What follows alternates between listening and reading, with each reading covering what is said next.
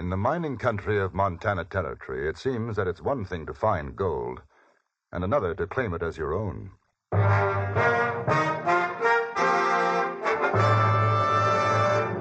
Frontier Gentleman.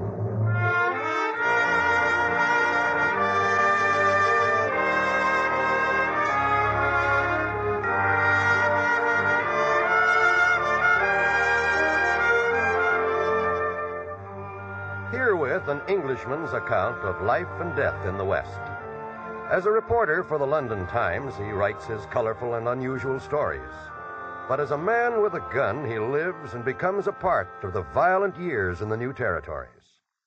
Now, starring John Dehner, this is the story of J.B. Kendle, Frontier Gentleman.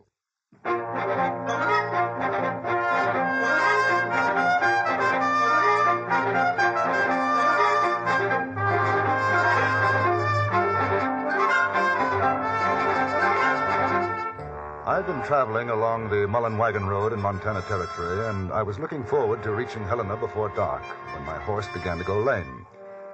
And I realized I faced the prospect of camping out for still another night. I had just rounded a bend in the trail when I saw the small figure plodding along on foot ahead of me. He carried a pack on his back, and as I drew nearer, I saw that he was no more than a boy, 17 or 18. Hi. Hello. Going into Helena? Yes, but I don't think I'll get there tonight. Horse has gone lame. Oh. Yeah, right foreleg, huh? Yes, he slipped off a rut a mile or so further back. Too bad. Thought I might get a ride with you. There's been many wagons along today. No. How far have you walked? Mostly from Fort Benton. Got a couple of rides day before yesterday. Say, you don't happen to have any food on you? I ain't got much, but I could pay $1 or $2, I guess. Oh, I've enough for the two of us. You better save your money. Oh, that's mighty nice of you, Keep your eyes open for a decent bit of ground, and we'll make a camp. About half a mile beyond, we found a somewhat sheltered spot a little way off the trail. The youngster, his name was Bill Richmond, gathered wood, and I prepared the food. It was almost dark by the time we had finished. Well, that was as fine a meal as I've ever eaten, Mr. Kendall. And I'm glad you enjoyed it, Bill. You smoke? No, sir. I haven't found a taste for it yet. Well, you've got time. Take my advice. When you do, use a pipe. Yes, sir. Where'd you come from? Kentucky. A long way. Yeah, I run away from home. It wasn't much of a place. I figured I was old enough.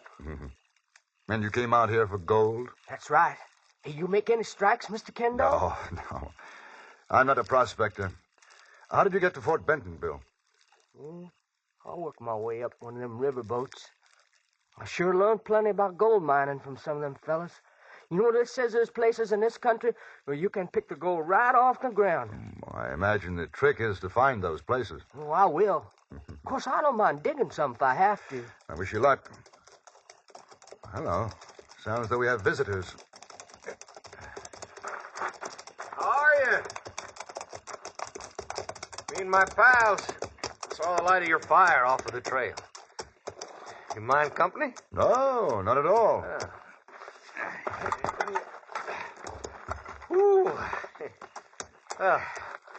My name's Jack Kenton. This is Rod Goodall. Howdy. And him with the long face there, that's Dauncey Abbott. How are you? J.B. Kendle. The nipper is Bill Richmond. Howdy. I'd offer you some food, but I'm afraid we used the last of it. Oh, that's all right. We got our own grub. But how's the firewood? Enough, I think. Dauncey, your turn for the grub. Get going. Nothing I hate worse than He hates cooking like thunder, but he sure knows how to make a son-of-a-gun stew. Oh, now that fire sure does feel good. You and the kid have any luck? Find any traces around here? As a matter of fact, Mr. Goodall, I haven't been looking. I'm on my way to Helena. No, Bill is the prospector. Oh, that's so? Boy, we just camping down for the night. I aim to try my luck west of Helena. So, huh? Well, now, boy, how come you wait until you get there? Well, I heard tell of big strikes. That's how come, mister. Oh, now, you listen to me, boy. There ain't no sense going everybody else goes. But for all you know, you're sitting on a bonanza right now. Oh, you're joshing me. No, I ain't. Here, Rod, ain't that the truth?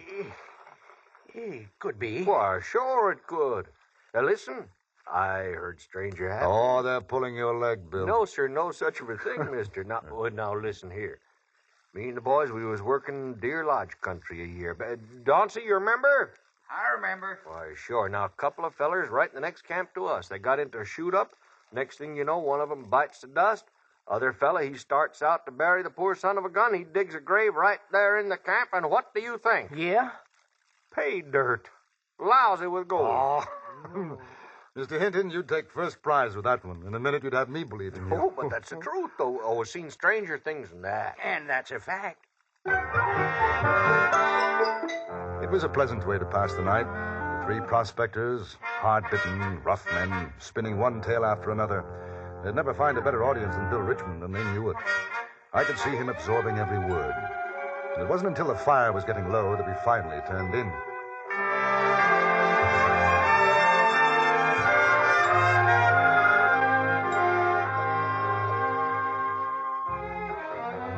At first, I thought I heard the shouting in my dreams. I found it! And then I I knew that I was awake, and it was beginning to grow light in the east. struck it!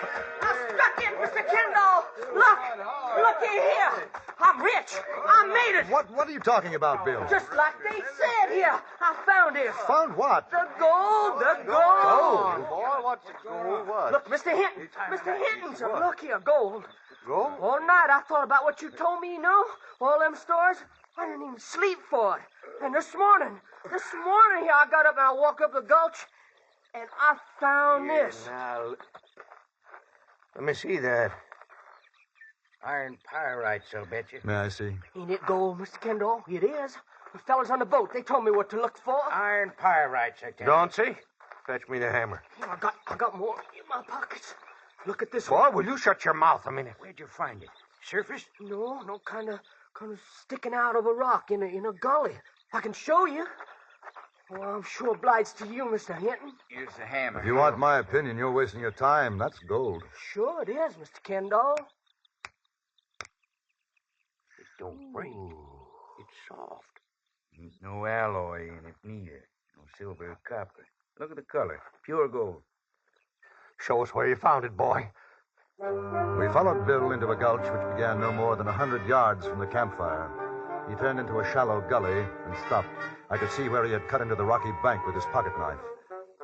And I could see something else, too, in the faces of the men who stood over him, the guarded tones of voice. Bill, I would say that you've hit it. That's a fact. Ain't no question in my mind. No telling how far that vein goes. Say, don't think I'll forget you fellas, because I won't. I'm going to make a fine present to all of you. Well, that's mighty thoughtful, boy, mighty thoughtful. I imagine one stakes out a claim now. Isn't that so, Mr. Hinton? Then register it in Helena? Yeah. Yeah, that sure is, Kendall. That's the thing to do. Yeah. Bill, I don't guess you'd mind if me and the boys take a look on up the gully a ways, would you? There should be plenty for all of us. Oh, no, sir, you go right ahead. I ain't no hog now. I got all I need right here. Good. Then we'll help you then make out the claim, all proper and legal. Well, that's fine. All right, let's go, boys. Oh, Kendall, you coming? In just a moment. Mr. Kendall, listen. I owe you plenty picking me up, sharing your food with me and all. I'm cutting you in for a share of this. Oh, no. It's yours. If there's more here, I'll stake my own claim. No, you don't have to. Now, this here must be worth hundreds and thousands. Listen to me, Bill. The most important thing is for you to register that claim. Get title to it. You understand? Sure. All right. Have you got a gun? No, I ain't got no gun. Well, you know how to use one. Well, I guess so, but... I'd take it, just in case of accidents. I'm going with the others now. If any more strangers come, don't tell them what you found. All right, Mr. Kendall. You better go back to camp now. Wait for me there. Sure. If you say so.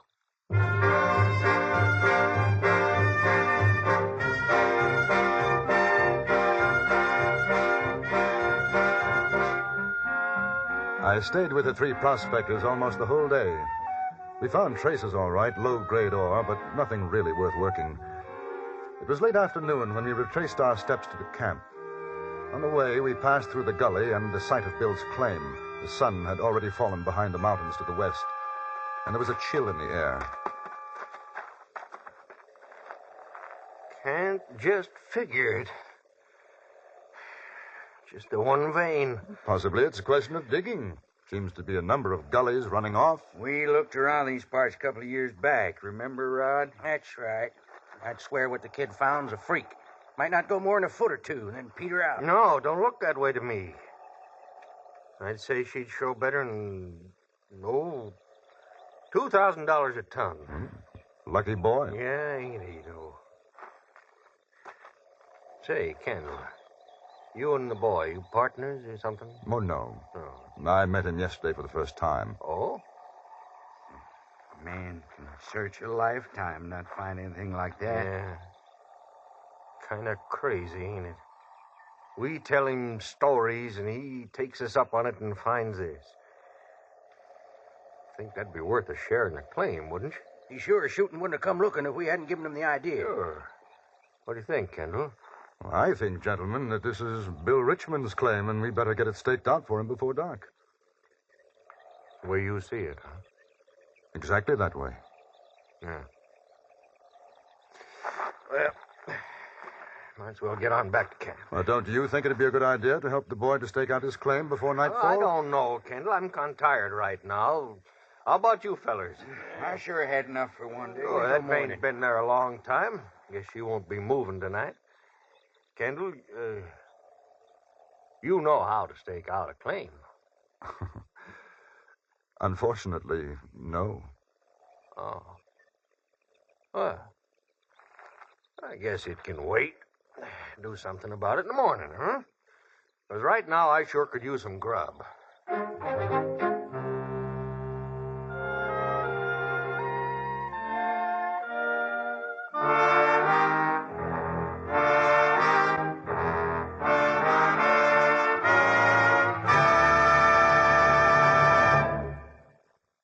In a moment, we return to Frontier Gentlemen.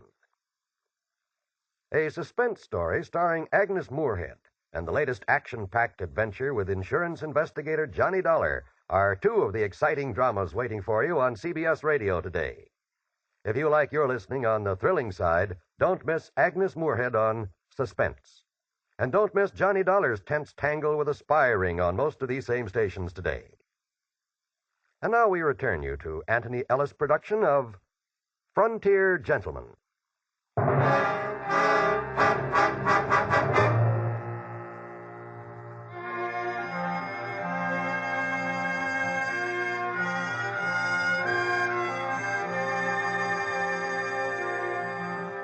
In the camp now, there was a very different atmosphere.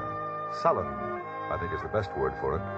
A subtle hostility had settled like a gray mist.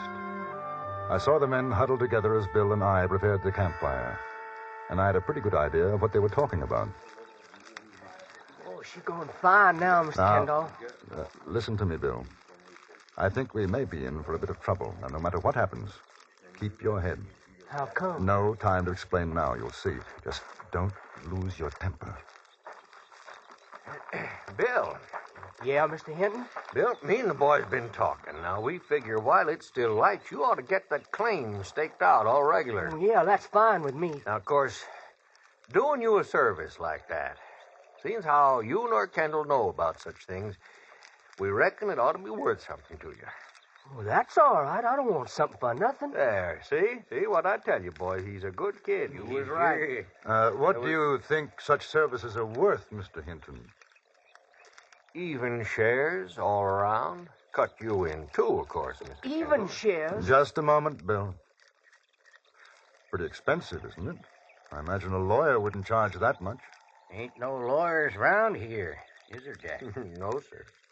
Now, Bill, it's kind of like protecting your rights, you see? Of Because if anything happened and you didn't get your claim registered, why, the next feller comes along, the whole thing would belong to him, you see? Rather awkward situation, isn't it? It sure is. We're taking the gamble as much as you, kid. Why, heck, that vein might not be worth nothing a foot down. I was under the impression you thought it would work out to about $2,000 Now, a ton. look, mister, we're doing Well? business with the boy, not with you. I'm representing his interests. That right, Bill? Yes, sir. Since when? About the same time as you decided to help him register his claim, Mr. Goodall. Now, what's your deal with the kid? We have a gentleman's agreement. Pretty smart. And you come in for half. Presuming that I did. That still leaves him half, which is a lot better than a fifth share. As it happens, I have no intentions of doing so. You believe this dude, kid? Yeah, I believe him. No, we ain't getting nowheres. Don't might as well get going on the grub. I did it last night. Well, do it again. It ain't my turn. Come over here. You too, Rod. Have you got the gun on you, Bill? Yeah, stuck in my belt here. Now keep your jacket buttoned. Don't let them see it. You figure they're going to take my gold away from me, Mr. Kendle? I think they'll make a good try. Well, I ain't going to let them. Keep your voice down. I'm sorry, sir. That sure gets me mad, though. I heard about claim jumpers, but I never expected to run into them this quick. The price of fame and fortune. Well, they're going to have to kill me to get mine. Well, let's hope it doesn't come to that. The conference is over. All right, me and the boys got an offer to make. Happy to listen to any offer. You and the kid take 50%, we take 50%. I'll make you a counteroffer. You take nothing, I take nothing. Bill takes all. You see, I told you. Now, look, mister, you ain't in no position to make an offer. Till that claim gets registered, it don't belong to no one. Now, if me and the boys decide to stake it out for ourselves, what are you going to do about it? I imagine there'd be some shooting, don't you? You only got one gun. We got 3. Would you like to draw first? No, ain't no use that kind of talk. Now, nobody's talking about a shoot-up. We just want what's rightfully ours. We told the kid where to look. That makes us equal partners. I don't think so. Oh, no, sir. If the kid rides in to get someone out to stake that claim for him, you know we got a right to take over while he's gone. If I let you, It ain't your strike. he'll give me power of attorney in writing. You bet I will. What's he talking about? Are you a lawyer? No. Of course, maybe you'll ride to Helena. Leave him here. Very doubtful. All right, now see how it is then? We got all the grub. You got none. We can just sit it out and wait. By and by, you'll get so hungry you'll sell us the whole thing for some eats. Did you ever stop to consider that the wagon trail is not very far away? All Bill has to do is to wait for someone to come along. I wouldn't be surprised if there were 1 or 2 honest men who would give him a hand staking his claim. I'd be happy to stay here while he's gone. All right, Kendle, all right. All right, you win. I guess we know when we're licked. Huh? Boys, we'll pull out. How come? Shut your mouth, Donsie. Say we'll pull out. Kendall is right. Kid found it. It's his claim. And just to show you, Mr. Kendall, that there's no hard feelings, we'll leave you some of our grub. How's that? Extremely kind. Well, I'll pay for it, Hinton. What do you figure it's worth? No, kid, it's a present to you. To make up for what we tried to do to you. Sort of a conscience salve. Huh? Yeah, that's right. Yeah. Well, come on, boys. Let's get moving. I didn't have the heart to laugh at Hinton's clumsy attempt to put us off guard. They packed their belongings and within 10 minutes were riding off down toward the Mullen Road. At the same time, I had no illusions about our somewhat uncomfortable position. You figure they'll come back? I think there's no doubt of it. I'm sure glad I got this here gun, then. I hope you don't have to use it. Y'all want me to get started on the grub? Yes, you might as well.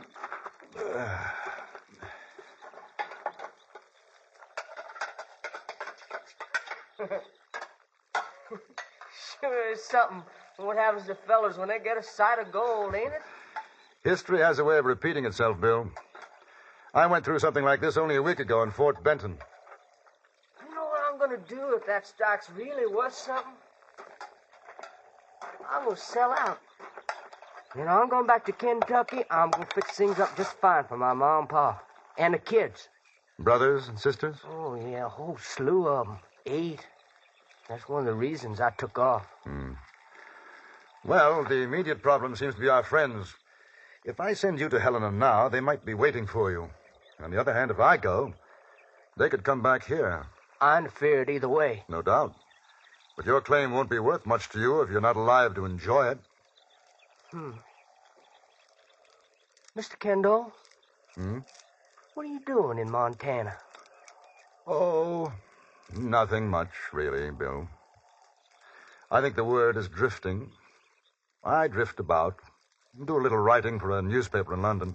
London, England? Mm-hmm. So, you know something? I never did learn reading and writing. That's something else I'm going to do when I get back. It's a good idea. But we'd better make preparations to make sure you do go back. As far as I could determine, their most likely line of approach would be up a shallow draw. We packed everything we could find under our blankets to make it appear we were asleep in the clearing. An hour passed. The moon rose. Mr. Kendle? Yes. Yes, I heard it. Take out your gun, but don't shoot unless I tell you to. All right, sir. And keep down behind the brush. Now, boys, get him ready.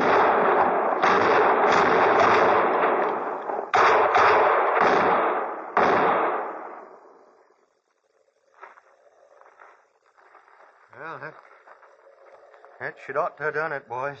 No. Huh? Wait a minute. It ain't them under the blankets. It ain't. Just a lot Drop of your fellas guns, got- gentlemen. Stand just where you are. We was just coming back to see you was all right. Your thoughtfulness shatters me. Told you it wouldn't work. Pick up their guns, Bill. Sir? Now, gentlemen, we'll wait until it's light enough. Then you are going to stake out a claim. It'll be in the name of William Richmond. Are there any objections? Good. All right, make yourselves comfortable. And then while we're waiting, perhaps you'd like to tell us some more stories.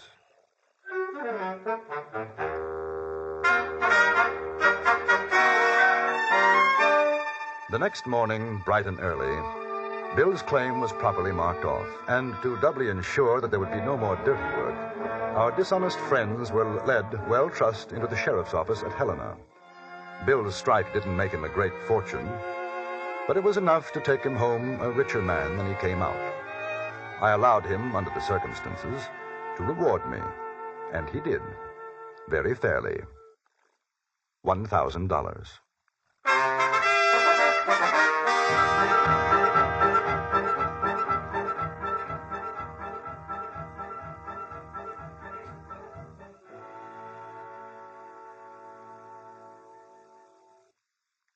Frontier Gentleman was written, produced, and directed by Anthony Ellis and stars John Dehner as J.B. Kendle.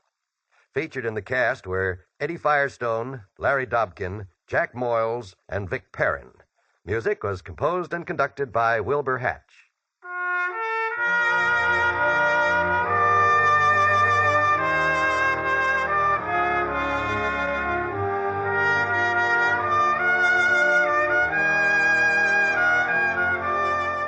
Right after the Ford Roadshow, which follows immediately on most of these same stations, stay tuned for the New York Philharmonic concert performance of Elektra.